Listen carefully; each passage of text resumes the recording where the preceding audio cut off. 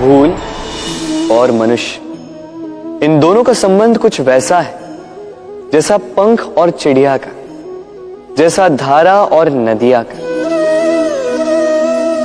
यदि भूल मनुष्य के स्वभाव का इतना महत्वपूर्ण अंग है तो आप सोचिए, इस पर लज्जा क्यों? इस पर लज्जा करना ठीक है ही नहीं। वैसे देखा जाए तो भूल हमें स्वयं को और श्रेष्ठ बनाने का अवसर देती है, पहले से अच्छा प्रदर्शन करने की प्रेरणा देती है। अब कदाचित आप में से कुछ इस बात से सहमत नहीं हो, क्योंकि बहुतों की दृष्टि में भूल दोष को जन्म देती है, दोष अपराध को, और अपराध के लिए क्षमा नहीं दंड मिलना चाहिए। किंतु क्या आपने कभी सोचा है कि ऐसा क्यों होता है? क्या कारण है इसका? इसका कारण है भूल स्वीकार करने से बचना। यदि आप कोई भूल करोगे और उसे स्वीकारोगे नहीं तो वो भूल दोष में बदल जाएगी और वो दोष अपराध। तो साहस रखिए, अपनी भूल को स्वीकार करना अपनी भूल को सुधारने की दिशा में सबसे पहला कदम होता है। और स्मरण रखिएगा, यदि कुछ अपराध है तो वो है समय पे अपनी भूल ना स्वीकार। राधे राधे। हम में ऐसा कोई नहीं होगा जिसने वृक्षों को ना देखा, वृक्षों पे इन पक्षियों को ना देखा, इनके घोंसलों को ना देखा, इन पक्षियों को अपने छोटे छोटे बच्चों को भोजन कराते ना देखा। संसार का सबसे ममत्व वाला दृश्य होता है। चिड़िया दूर से अपनी चोंच में दाना भरकर लाती, स्वयं भोजन करने में असक्षम संतान की चोंच में डालती, स्वयं भूखी रहती, निस्वार्थ निश्चलता से। और जब संतान के पंख निकल आते हैं वो उसे उड़ना सिखाती और उसके पश्चात उसे स्वतंत्र कर देती है अपना जीवन जीने के लिए, इस आकाश में उड़ान भरने के लिए। और हम मनुष्य क्या करते हैं? जिस संतान को हम पंछी की भांति पालते हैं, उसके पंख निकलते ही हम उसे बांध देते हैं, ये सोच के कि कहीं वो दूर उड़कर न चली जाए। ऐसा नहीं कि इस स्थिति में माता पिता को संतान से प्रेम नहीं है, अवश्य है, किंतु इसमें प्रेम पर मोह भारी पड़ जाता है, जो स्वयं अपने और संतान के भविष्य के बीच में बाधा बन जाता है। हम ये भूल जाते हैं कि हम केवल जन्मदाता है, भाग्य विधाता नहीं। तो जब प्रेम में मोह आ जाए तो वो प्रेम नहीं, स्वार्थ बन जाता है। इसलिए प्रेम को पास रखिए और मोह को दूर, क्योंकि जिससे प्रेम करते हैं उसका विकास नहीं रोका करते। राधे राधे।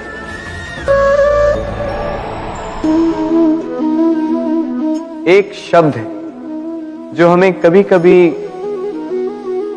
या कहो कई बार सुनाई देता है, स्वार्थ। वो व्यक्ति स्वार्थी है, उसने स्वार्थ में आके ये बुरा कर्म कर दिया, आदि इत्यादि। देखा जाए तो संसार स्वार्थ को पाप का मूल मानने लगा, परंतु क्या स्वार्थ सच में बुरा है? नहीं। स्वार्थ ये शब्द बना है स्व से, अर्थात स्वयं से, यानी कि जिस कार्य में केवल स्वयं का अर्थ हो, केवल स्वयं का लाभ चाप हो, वो स्वार्थ। अब प्रश्न ये उठता है कि आपका स्व क्या है? यदि आपके स्व में केवल आप हैं तो आप अवश्य स्वार्थी हैं। यदि आपके स्व में परिवार सम्मिलित है तो आप परिवार्थी हैं। यदि आपके स्व में अन्य लोग सम्मिलित हैं तो आप परोपकारती हैं। और यदि आपके स्व में ये संसार सम्मिलित है तो आप परमार्थी हैं। तो अपने स्वार्थ से दूर ना जाएं, उसका विस्तार करें। अपने अस्तित्व का विस्तार करोगे तो ये स्वार्थ स्वयं ही परमार्थ में बदल जाएगा। राधे राधे। आज हम जिस विषय पर बात करेंगे वो है क्रोध। क्रोध वो भावना है जो हमारे सारे जीवन को घेर कर रहता है। क्रोध को ना उम्र की मर्यादा है, ना ही ज्ञान की। कब, कहां और किस कारण से क्रोध पैदा हो जाए वो कोई नहीं जानता। और जब क्रोध जन्म लेता है तो तुरंत ही विचार करने की शक्ति खो जाती है। बुद्धि पर अंधकार छा जाता है। वर्षों के संबंध पल भर में टूट जाते हैं। सारा जीवन बिखर जाता है। किसी भी कारागार में जाकर देखिए, अधिकतर अपराधी क्षण भर के क्रोध का दंड भोगते हुए दिखाई देंगे, पर फिर भी हम क्रोध पर अंकुश नहीं लगा पाते। बार बार हम क्रोध ना करने का प्रण तो लेते हैं, पर बार बार हमसे क्रोध हो जाता है। ये क्रोध वास्तव में क्या है, क्यों जन्मता है और क्यों अंकुश में नहीं रहता? उदाहरण के लिए आप एक बालक को देखिए। उसे किसी वस्तु की इच्छा होती है और उस समय अगर उसे वो नहीं मिलती या कोई उसे भयभीत करता है तो वो प्रतिक्रिया देता है। बालक की प्रतिक्रिया क्रोध है, क्योंकि बालक निर्बल है, निसहाय है। बालक अपनों से बड़ों को अपने वजूद का एहसास, अपने अस्तित्व की प्रतीति करवाने का प्रयास करता है क्रोध के माध्यम से। बड़े होने पर भी हम क्या ऐसा ही नहीं करते? क्या क्रोध हमारे भीतर बैठे बालक का प्रतिभाव नहीं? अर्थात क्या क्रोध वास्तव में केवल बालक जैसे व्यवहार का नाम नहीं? जब अहंकार को घाव होता है, जब भय लगता है, जब कोई वस्तु हमें प्राप्त नहीं होती, तब हमें क्रोध आता है, ठीक किसी बालक की भांति। हम जानते हैं कि आईने के सामने खड़े होकर मुंह बनाने का खेल बालकों को शोभा देता है, बड़ों को शोभा नहीं देता। फिर भी हम बालक की भांति क्रोध करना बंद नहीं करते। हम अनुभव से जानते हैं, दूसरों को देखकर बता सकते हैं कि क्रोध से कभी कुछ प्राप्त नहीं होता। सम्मान हो, संपत्ति हो, प्रेम हो या सुरक्षा हो, क्रोध से नहीं मिलता। मिलता है तो प्रयासों से, कार्य करने से, बुद्धिपूर्वक विचार करने से। मनुष्य मात्र अपनी आदतों के अनुसार ही जीता रहता है। क्रोध भी आदत बन जाती है। हमारे चाहते हुए भी हम अपने प्रतिभावों को रोक नहीं पाते। हम स्वयं को बड़े या पुख्ता मानते हैं, पर थोड़ा सा कारण मिलते ही हमारे भीतर का बालक क्रोध कर बैठता है। अर्थात क्रोध वास्तव में और कुछ भी नहीं, हमारी बालक बुद्धि का नाम है। जैसे ही हम इतना स्मरण में रखें कि हम बालक नहीं, बालक जैसा व्यवहार हमें शोभा नहीं देता, वैसे ही क्रोध स्वयं ही बंद हो जाता है। क्या ये सत्य नहीं? इस पर विचार मनन अवश्य। कभी कभी हमें लगता है कि हमारे अपने, हमारे हितैषी, हमारे माता पिता को हमारे मन की बात ही नहीं समझ आ रही। जैसे उन्हें हमारे हर कार्य में, हर निर्णय में खोट दिखाई दे रहा हो। और ऐसे में हम कर बैठते हैं विद्रोह। ऐसी अवस्था में हमें वही अच्छा लगने लगता है जो हमारी मन की बातों का समर्थन करे। हम उसे ही अपना हितैषी समझ लेते हैं। परंतु जो आपसे मीठी बातें कर रहा हो वो आपका हितैषी है, ये आवश्यक नहीं। कुछ विषैले फूल बड़े सुंदर दिखते हैं, कुछ विषैले फल असाधारण रूप से बड़े स्वादिष्ट होते हैं। और ये भी आवश्यक नहीं कि हमारे रोगों का निदान करने वाली औषधि सदा मीठी हो। इसलिए विष और औषधि में अंतर को परखने का प्रयास करें। हो सकता है जो आपके हित की बात कर रहा हो वो आपको संकट के गर्त में ले जा रहा हो। बात बात पर आवेश में ना आए। हो सकता है कि आपके माता पिता की कड़वी बातों में आपका ही हित छिपा हो। और माता पिता को भी प्रयास करना चाहिए कि यदि उनकी संतान अनुचित निर्णय ले रही है तो उसके अनुचित होने का भान प्रेम से करवाएं, दबाव और शासन से नहीं। क्योंकि कभी कभी कटु शब्द और कटु वचन अनुचित निर्णय को और पक्का कर देता है। जीवन में सभी केवल सफल होना चाहते हैं, केवल विजय चाहते हैं।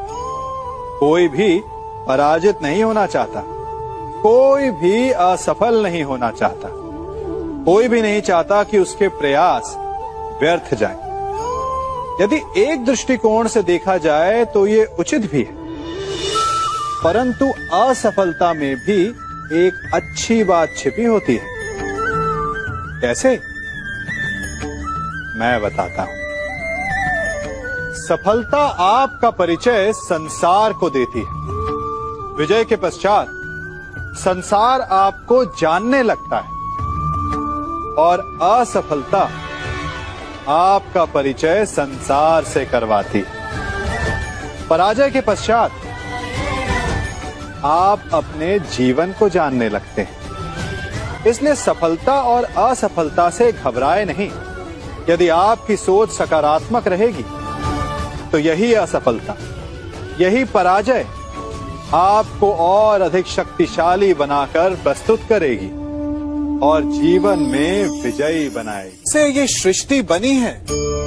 नदी की धारा और चट्टान के मध्य सदा संघर्ष रहा है, परंतु हर बार चट्टान की कठोरता को हारना पड़ता है, और नदी की धारा कोमल होते हुए भी कठोर चट्टान को काट देती है। कभी सोचा है क्यों? चट्टान इतनी कठोर और जल इतना कोमल, चट्टान इतनी दृढ़ और जल इतना लचीला, फिर भी सदा जल कठोर चट्टानों के मध्य से अपना मार्ग बना ही लेती है। कारण केवल एक है, और वो है लगातार चलने की क्षमता। जल बढ़ता रहता है, चट्टान अडिग रहती है। इसी कारण जल चट्टान को काटकर मार्ग बना लेता है। इसलिए लगातार चलते रहिए, रुकिए मत, क्योंकि चट्टान जैसी हर समस्या को आप भी जल की तरह काट सकते। हम सब शीघ्र ही सफलता चाहते हैं, ढेर सारी संपत्ति और सुख चाहते हैं, और ऐसे में कई बार हम छोटे मार्गों का चयन कर लेते हैं। वो मार्ग जिनमें परिश्रम नहीं होता, जिनमें होता है तो केवल छल, कुटिलता और भाग्य का सहारा। जैसे कि जुआ। कोई जुए के खेल में धन लगाता है, कोई दांव लगाता है, और ये भूल जाता है कि जुआ ऐसा दलदल है कि जिसमें एक बार गिरे तो सर्वनाश से पहले निकलना असंभव है। यदि आप जीते तो और जीतने की भूख बढ़ जाएगी, और यदि आप कुछ हार बैठे तो उसे पुनः पाने के लिए आप फिर से खेलेंगे। मनुष्य को ये आभास ही नहीं होता कि अपनी संपत्ति के साथ साथ वो अपनी मानवता, अपने संस्कार, अपना धर्म और अपना उत्तरदायित्व तक सभी जुए की भेंट चढ़ा देता है। इसलिए कुछ पाना है तो परिश्रम से पाओ। यदि कुछ जुए में जीता तो वो उतना शीघ्र ही खो दोगे, चूंकि उसे परिश्रम से पाया नहीं गया है, और उसकी रक्षा करने के लिए आपके मन में स्वाभाविक प्रयास भी नहीं होंगे।